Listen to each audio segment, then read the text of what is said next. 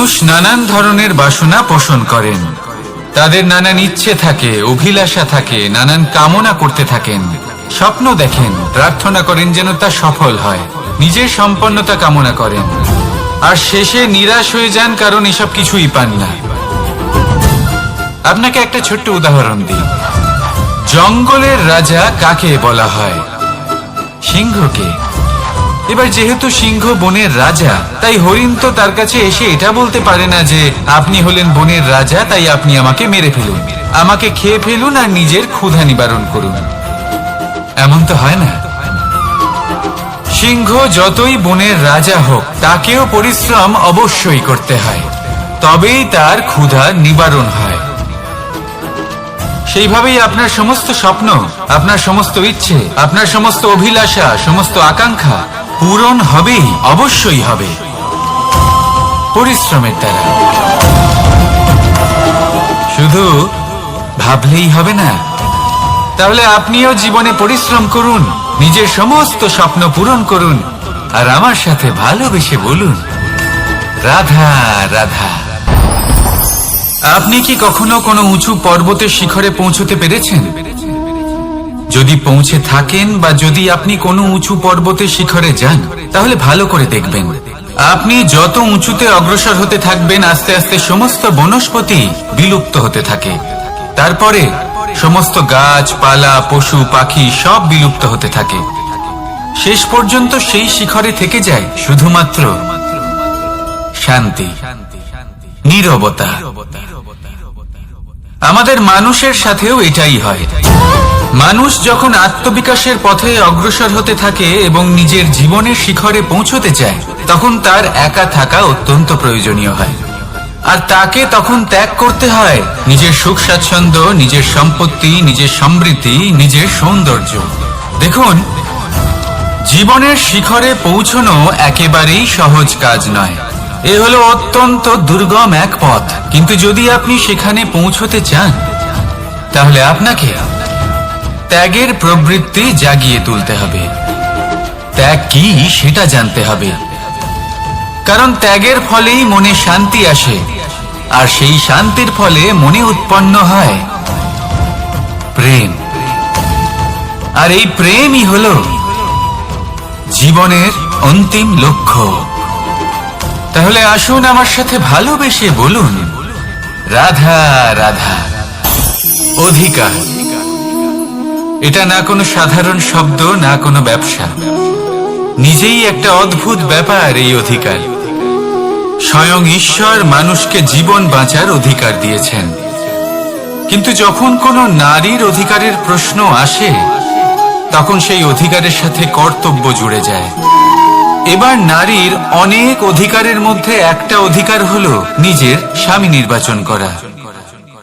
নির্বাচন করা কে হবে তার অর্ধাঙ্গ, এমন একজন ব্যক্তি নির্বাচন করা যিনি নিজের সাথে, নিজের স্ত্রীর সাথে, সমগ্র পরিবারের সাথে এই সমগ্র সমাজের পরিস্থিতিকে উন্নত করতে পারেন।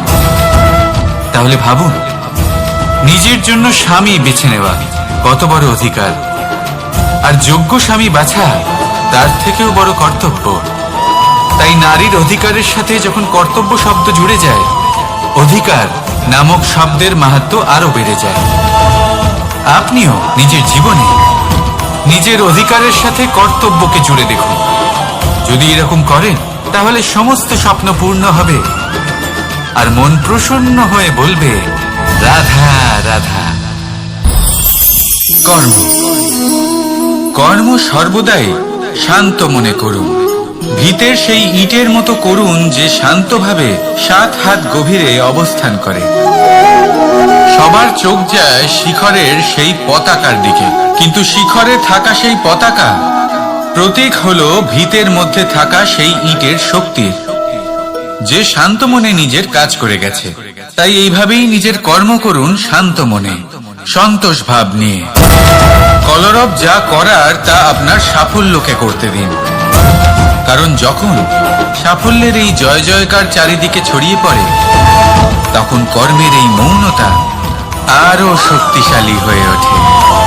তাহলে আসুন আমার সাথে ভালোবেসে বলুন, রাধা রাধা। পরীক্ষা, এমন একটা শব্দ যেটা শুনে সংসারের বেশিরভাগ মানুষই ভয়ভীত হয়ে পড়েন। কারণটা কি? অসফলতার ভয়। পরীক্ষা এই শব্দের যদি আমি অন্য দিকটা দেখাই, তার তাৎপর্য এই নয় যে আপনার দুর্বলতা সবার সামনে তুলে ধরবে। এটা তো হলো সেই যুক্তি যা আপনার বল, সাহস, শক্তিগুলি সবার সম্মুখে তুলে ধরবে। আগে হ্যাঁ, এটাই হলো সেই যুক্তি। আপনি নিজেই কখনো দেখবেন পরীক্ষার সময় আপনার অন্তরের অনেক গুণ বাইরে বেরিয়ে আসে। এমন কোন শক্তির উদ্ভব হয় যার বিষয়ে আপনি নিজেও জানতেন না, ঠিক কিনা? তাই এই পরীক্ষাকে কখনো ভয় পাবেন না। বিশ্বাসের সাথে নির্ভীক হয়ে এটার সম্মুখীন হন। দিনের শেষে এই পরীক্ষা শুধুই আপনাকে উজ্জ্বল করবে, আপনাকে আরো শ্রেষ্ঠ করে তুলবে। তাহলে আসুন আমার সাথে ভালোবেসে বলুন, রাধা রাধা। জলে জলকেলি করতে কে না ভালোবাসেন? আমাদের মধ্যে প্রত্যেক মানুষ চান কোথাও একটা সরোবরে, কোনো নদীতে, জলের মাঝে জলক্রীড়া করে আনন্দ উপভোগ করতে, তাই তো? এবার বলুন, আমাদের মধ্যে এমন কে কে আছেন যারা সাগরের ঢেউয়ের মধ্যে এক পাড় থেকে অন্য পাড়ে সাঁতার কেটে যাবার সাহস রাখেন? কে আছেন এমন? এবার এই কাজ তো হলো অত্যন্ত কঠিন। আমরা পাড় পছন্দ করি, জলকেলি করতে ভালোবাসি, কিন্তু পাড়ের কাছে, সমুদ্রের ঢেউয়ে নয়।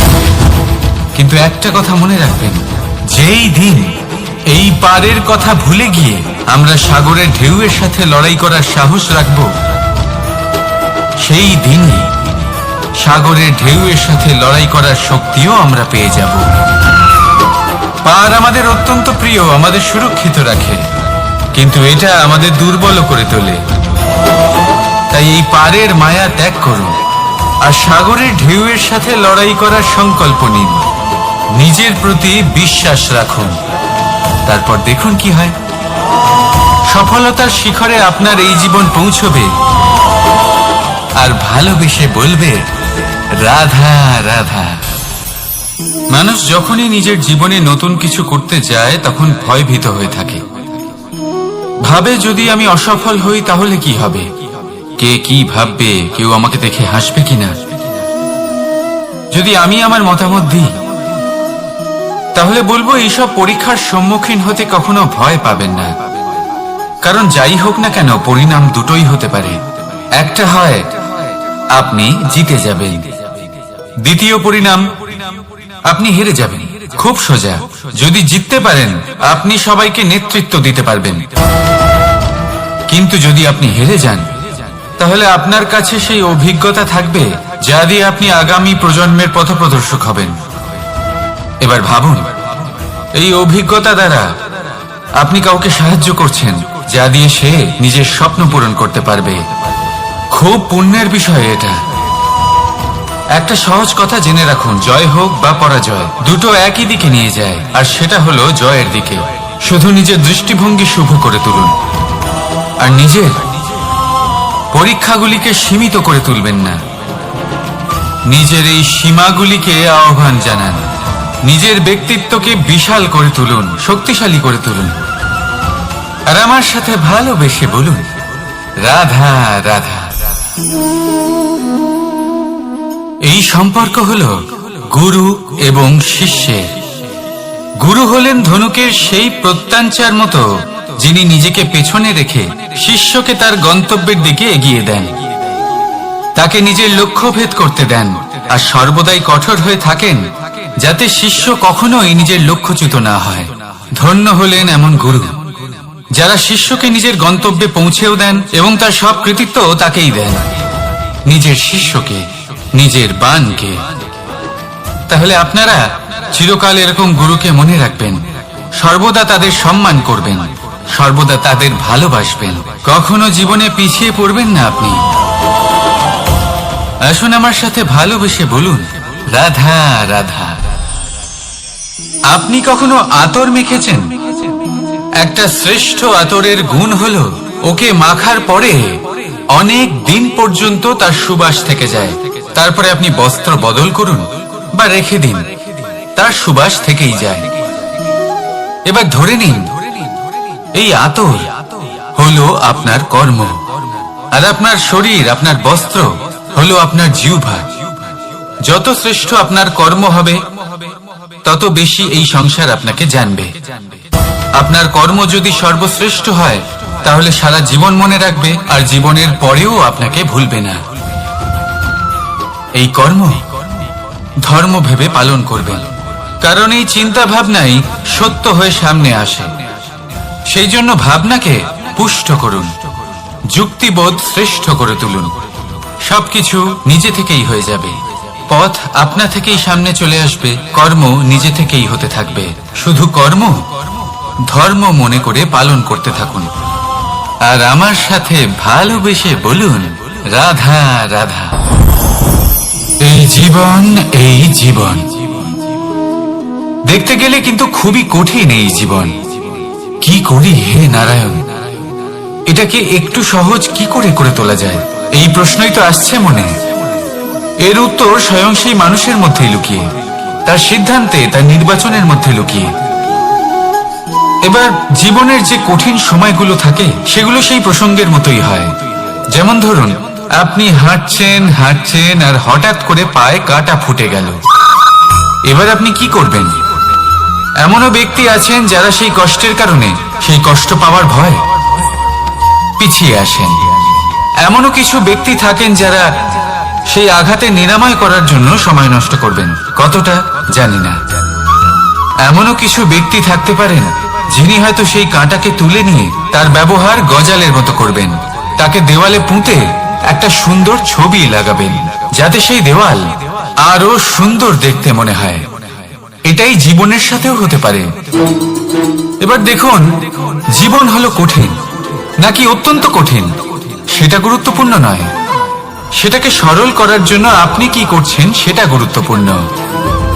জেনে রাখুন, আমরা সবাই মরণশীল, আমাদের সবার মৃত্যু হবে, প্রত্যেককেই এক না একদিন অবশ্যই মরতে হবে। এবার যখন সেটা হতেই চলেছে, তাহলে ভয় কেন পাবো, চিন্তা কেন করব? দুশ্চিন্তা করলে কি এর সমাধান হয়ে যাবে? কখনোই নয়। যা প্রারব্ধ তা হবেই। তাই জীবন এই কিছুক্ষণ আপনাকে বাঁচার জন্য দিয়েছে, তা বাঁচতে শুরু করে দিন। জীবনে যা পরিস্থিতি আসুক তা ধন্যাত্মক দৃষ্টিভঙ্গি দিয়ে দেখা শুরু করুন। এটা যদি আপনি শিখে নিতে পারেন তাহলে আপনার এই জীবন সুখ ও প্রসন্নতা দ্বারা ভরে উঠবে। আর এই প্রসন্নতাই আপনি বলবেন, রাধা রাধা। বৃষ্টির জল যখন মেঘের দ্বারা টিপ টিপ করে ঝরে পড়ে তখন কি ভালো লাগে, তাই না? শুধু যে এই আবহাওয়া ভালো করে তুলে তাই নয়, এই মাটিতে সমাহিত হয়ে একটা অত্যন্ত সুন্দর গন্ধ উৎপন্ন করে। এই লতা পাতা, এই বৃক্ষ এদের জীবন দান করে, এদের পুষ্ট করে তোলে, আর তার সাথে অনেক জীবের কল্যাণ করে। কিন্তু ভাবুন, যখন বজ্রপাত হয় তখন কি হয়? এই সমস্ত জলের ফোঁটা অনিয়ন্ত্রিত হয়ে যায়, একটা ভয়ানক বন্যার রূপ নিয়ে নেয়, যা শুধুমাত্র মহাবিনাশ করে। এর সারমর্ম কি? এর সারমর্ম হলো কর্ম করুন, কিন্তু তার নিয়ন্ত্রণ রেখে। যদি আপনি নিয়ন্ত্রণে না থাকেন তাহলে আপনিও জীবনরূপী এই বর্ষার পরিবর্তে ভয়ানক বন্যার রূপ ধারণ করবেন। এবার বিকাশ ঘটাবেন নাকি বিনাশ, সিদ্ধান্ত হলো আপনার। যদি বিকাশ ঘটাতে চান তাহলে নিজের কর্মের সাথে সাথে নিজের মনকেও নিয়ন্ত্রণ করতে শিখুন। এই মনকে সংযত করুন, একে নিয়ন্ত্রণে রাখুন, নিজের কর্মকে নিয়ন্ত্রণে রাখুন, ভারসাম্য বজায় রাখুন। আর আমার সাথে ভালোবেসে বলুন, রাধা রাধা। কখনো ঘোড়া আর তার ঘোড়সওয়ারিকে দেখেছেন? ঘোড়ার ডান এবং বাম দিকে যেন একটা পর্দা লাগানো থাকে। তার কারণ কি? যাতে ঘোড়া অন্য কোনো দিকে দেখতে না পায়, শুধুমাত্র সামনে দেখে আর সেই দিকেই এগোতে থাকে। বলতে গেলে এটা খুব সাধারণ ব্যাপার, কিন্তু এর পেছনে খুব বড় এক বিজ্ঞান লুকিয়ে রয়েছে। আপনি যদি জীবনে নিজের লক্ষ্যে পৌঁছতে চান, তাহলে আপনাকে এদিক ওদিক তাকানো বন্ধ করতে হবে। শুধু সামনে নিজের লক্ষ্যের দিকে তাকিয়ে থাকতে হবে। তখনই জীবনে সাফল্য লাভ করবেন।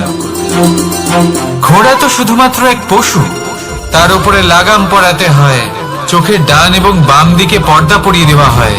আপনি হলেন মানুষ, আপনাকে লাগাম কে পরাবে? কেউ না। এটা আপনাকে নিজেকেই করতে হবে। মনের গভীরে প্রবেশ করুন আর আবেগগুলিকে লাগাম পরান, তাদের নিয়ন্ত্রণ করতে শিখুন। আর নিজের দৃষ্টি সামনে, শুধু নিজের লক্ষ্যের দিকে। মনে রাখবেন, যদি আপনার দৃষ্টি শুধুমাত্র নিজের লক্ষ্যে থাকে, তাহলে লক্ষ্য ভেদ অবশ্যই করবেন। যদি একাগ্রতা এদিক ওদিক চলে যায়, তাহলে লক্ষ্য হারিয়ে যাবে। রাধা রাধা। যথা রাজা তথা প্রজা, যথা বীজ তথা বৃক্ষ, যথা ভূমি তথা অঙ্কুর। কি সুন্দর শব্দ এগুলি! আর যতটাই সুন্দর ততটাই গভীর হলো তার অর্থ। যেমন রাজা হবেন, প্রজা তেমনই হবেন। যেমন ভূমি হবে, অঙ্কুরও তেমনই হবে। কখনো গভীরে গিয়ে এই কথার অর্থ বোঝার চেষ্টা করেছেন আপনি? রাজা এই শব্দের মূল হলো রজ। রজ কথার অর্থ হলো মাটি। অর্থাৎ রাজা হলেন তিনি যিনি মাটির সাথে যুক্ত।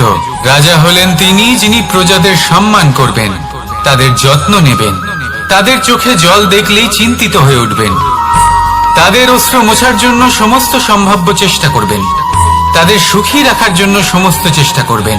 রাজা এরকম হয়। এবার এই সমস্ত গুণ যদি একজন রাজার মধ্যে না থাকে, তাহলে প্রজার মধ্যে অসন্তোষ দেখা যায়। আর এই অসন্তোষ বিদ্রোহের রূপ নেয়। আর এই বিদ্রোহ যে কোনো রূপেই হলো বিনাশকারী। তাহলে রাজার উচিত প্রজাদের রক্ষা করা, এবং প্রজাদেরও উচিত রাজার প্রতি বিশ্বাস রাখা, তার অনুকরণ করা। এই দুজন যখন এক হবেন, তখনই শাসন স্থির হবে, তখনই এই দেশ নিয়ন্ত্রণে থাকবে।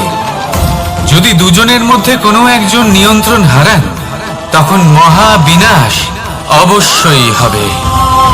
তাহলে রাজা নিজের কর্ম করবেন আর প্রজা নিজের ধর্ম পালন করবেন, আর আমার সাথে ভালোবেসে বলবেন রাধা রাধা। এই বৃক্ষ দেখতে পাচ্ছেন? বটবৃক্ষ।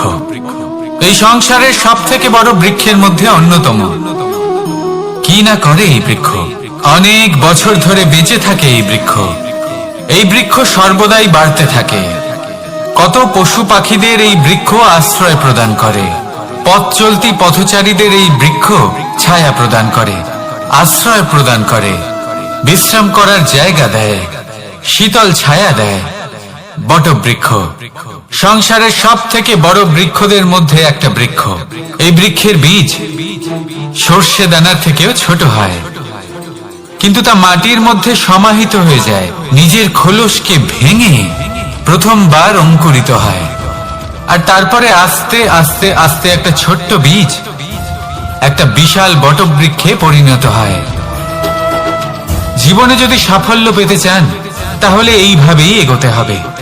ছোট ছোট পদক্ষেপের দ্বারা এই পথ চলা শুরু করতে হবে। সেই জন্য ছোট কাজ করতে কখনো সংকোচ করবেন না, ছোট কাজ করতে কখনো লজ্জা পাবেন না। যদি এই ছোট ছোট কাজ পূর্ণ নিষ্ঠা দিয়ে, পূর্ণ মনোযোগ দিয়ে, সততার সাথে করতে পারেন, তাহলে এই ছোট কাজের আকার বাড়তে থাকবে। তাই কাজগুলিকে কাজের মতোই দেখতে শুরু করুন। ছোট কাজ বা বড় কাজ এরকম ভাববেন না। তাহলে কর্ম করতে থাকুন। জীবনে আপনার অস্তিত্ব বটবৃক্ষের থেকেও বড় করে তুলুন। তাহলে আসুন আর আমার সাথে ভালোবেসে বলুন রাধা রাধা। ভগবান আর ভুল, এই দুই একই অক্ষর দিয়ে শুরু হয়। শুধু তাই নয়, এদের দুজনের রাশিও সমান। এবারে আপনারা বলবেন যে ভগবান, ভুল, এদের মধ্যে কিভাবে মিল থাকতে পারে? অনেক বড় মিল আছে। না শুধু এ এক অক্ষর দিয়ে শুরু হয়, বরং এদের বিজয় মন্ত্রটাও এক। ভগবান ভগবানকে মানুন, তাকে বিশ্বাস করুন, তাকে স্বীকার করুন। এটা করলে মনের দৃষ্টি থেকে ভগবানকে দেখা যায়, আর উনি আপনাকে সমৃদ্ধ করে তোলেন। ভুলের সাথেও এটাই ঘটে। নিজের ভুল স্বয়ং মেনে নিলে এবং নিজের দোষ মনে রাখবেন, আজীবন সুখী থাকবেন। রাধা রাধা। আমরা সব সময় চাই যে এই সংসার আমাদের জ্ঞানী বলবে, বুদ্ধিমান বলবে, বুঝদার বলবে, কিন্তু মূর্খ মূর্খ যেন কেউ না বলে। মূর্খ শব্দটা আমরা কেউ শুনতে চাই না, দূরে পালাতে থাকি। কিন্তু একটা সত্যি সবার কাছে অজানা, যে মূর্খ হওয়া হলো বুদ্ধিমান হওয়ার দিকে সর্বপ্রথম পদক্ষেপ। আপনি যত খুশি দিগ্গজ জ্ঞানী মানুষদের সাথে আলাপ করুন, যত ইচ্ছে কথা বলুন, যতই জ্ঞানের কথা আলোচনা করুন, অভিজ্ঞতা মূর্খ হবার পরেই পাওয়া যায়, তাই নয় কি? মূর্খ হবার পরে আপনি এটা বুঝতে পারবেন যে কি করা উচিত নয়। জ্ঞানী ব্যক্তি আপনাকে এটা বলবেন যে কি করা উচিত। আর এই সংসারে কি করা উচিত তার থেকেও অনেক বড় জ্ঞান হলো কি করা উচিত নয়। সেই জন্য সব সময় মনে রাখবেন, আপনার করা কিছু ভুল আপনাকে যদি কেউ মূর্খ বানিয়ে থাকে, ছল চাতুরি করে থাকে, তাহলে কোনো ব্যাপার নয়, এটা শেষ পর্যন্ত আপনাকে আরো বুদ্ধিমান করে তুলবে। এই মুহূর্তে ধন্যাত্মক থাকুন, এই সংসার আপনাকে অবশ্যই জ্ঞানী বলবে। রাধা রাধা। আপনি কি কখনো একজন মালিকে একটা বাগানের যত্ন নিতে দেখেছেন? যদি কখনো একটা গাছে উই ধরে যায়, মালি তখন শুধু সেই গাছের নয়, সমস্ত বাগানের চিকিৎসা করায়। আপনারা হয়তো বলবেন, এ কেমন মূর্খতা, যখন উই একটা গাছে লেগেছে সমস্ত বাগানের চিকিৎসা কেন করাতে হবে? এ তো অযথা পরিশ্রম করা। কিন্তু মালি খুব ভালো করে জানে যে উই হয়তো একটা গাছে লেগেছে, কিন্তু তা সমস্ত বাগানকে নাশ করে দিতে পারে। এবার মালির এই শিক্ষা, এই জ্ঞান অন্য অনেক জায়গাতে প্রযোজ্য। এই সংসারে আমরা শুধুমাত্র নিজের পরিবারের কথাই চিন্তা করি, তাদের যত্ন নিই, চেষ্টা করি যেন তারা ভালো থাকেন, সুখে থাকেন। আর সেই সময় এই সমাজের কিছু বিরোধী মনোভাব এই সমাজকে গ্রাস করে ফেলে, এই সমাজকে নষ্ট করে ফেলে, কিন্তু আমাদের নজর শুধু আমাদের পরিবারে থাকে।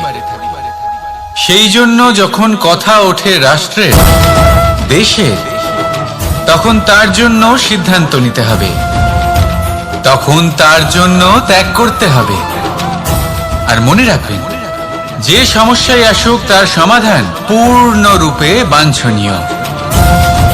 এই সংসারে প্রত্যেক ব্যক্তি যদি নিজের পরিবারেরও খেয়াল রাখেন এবং সমাজেরও খেয়াল রাখেন এবং সঠিকভাবে এই দেশেরও খেয়াল রাখেন, তবেই এই দেশ সম্পন্ন হতে পারবে। তাহলে আপনিও সেই প্রয়াস করুন, আর আমার সাথে ভালোবেসে বলুন, রাধা রাধা।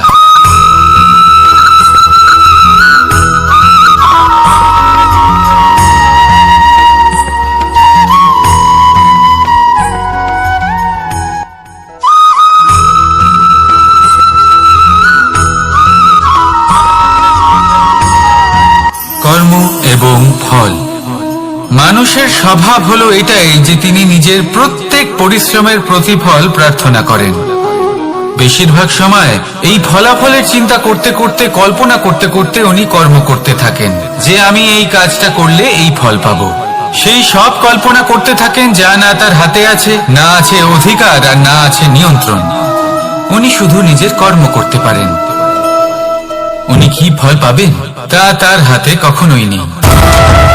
তাই আপনিও শুধুমাত্র কর্ম করতে থাকুন, ফলের চিন্তা করবেন না।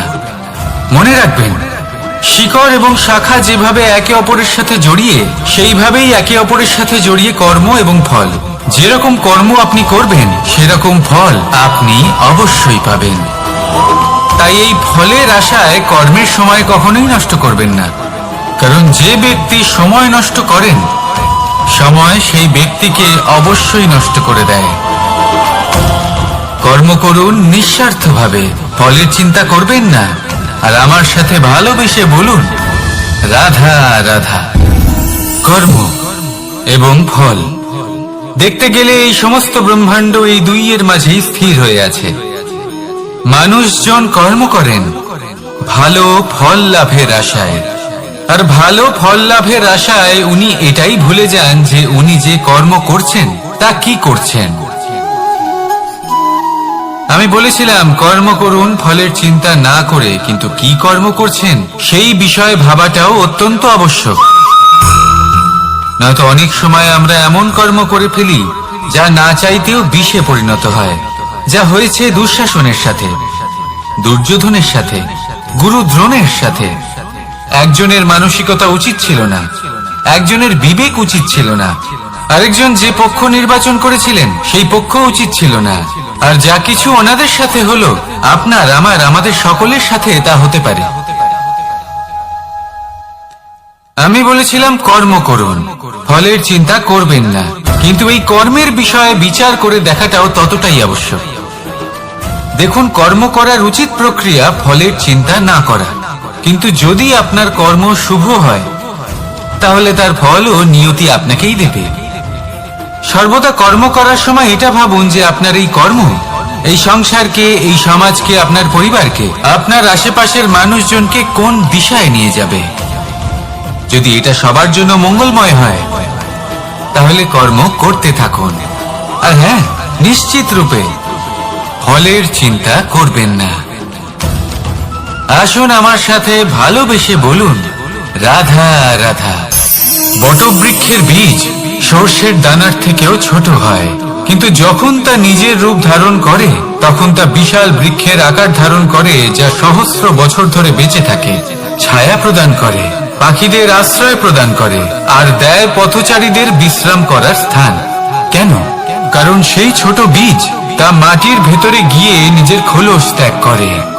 অন্ধকারে থাকে সে, যতই আলো আসুক না কেন, যতই বর্ষা আসুক না কেন, সব সহ্য করে। আর তারপরে একটা চারা গাছ অঙ্কুরিত হয়, তারপর ধীর গতিতে একটা বিশাল বৃক্ষতে পরিণত হয়। দেখুন, জীবনে কঠিন সময় আসে, এই জন্য নয়